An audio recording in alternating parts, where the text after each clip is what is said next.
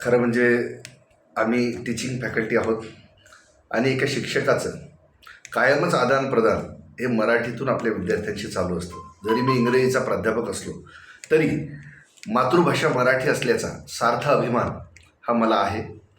त्यातल्या त्यात मित्र, आज मराठी दिनाच्या निमित्तानं तुम्ही प्रश्न विचारला म्हणून एक खंतसुद्धा वाटते की एकीकडे आपण मराठीचा खूप मोठा गुणगौरव करत असतो, मराठी ही मातृभाषा असल्याचा वल्गना करत असतो, परंतु दुसरीकडे 25 ते 30,000 मराठी शाळा या आपल्या बंद झाल्यात, सरकारने बंद केल्यात.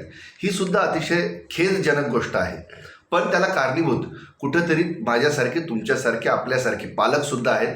कारण आपण आपल्या पाल्यांना इंग्रजी माध्यमाचं शिक्षण देण्यासाठी जी चढाओढ निर्माण केलेली आहे त्याच्यातून या गोष्टी घडत आहेत. आणि मला आवर्जून सांगायचं आहे की आमची पिढी असेल किंवा त्याच्या मागची पिढी असेल, या सगळ्या पिढ्या झेडपीच्या शाळेतून निर्माण झालेल्या पिढ्या आहेत. आणि म्हणून या झेडपीच्या मराठी शाळांना आपण खऱ्या अर्थानं बढावा देणं, त्या शाळांमध्ये आपली लेकरं शिकायला टाकणं आणि दर्जेदार पद्धतीनं शासनानं चांगल्या पद्धतीची रिक्रुटमेंट करून त्या ठिकाणी नोकर भरती करून या शाळांना वाचवणंसुद्धा काळाची गरज आहे. म्हणजे सार्थ अभिमान आहे की आपण महाराष्ट्रात जन्माला आलो.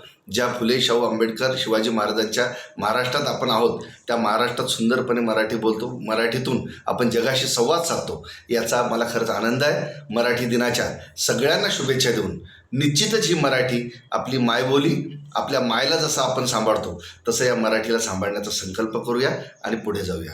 धन्यवाद. जय महाराष्ट्र.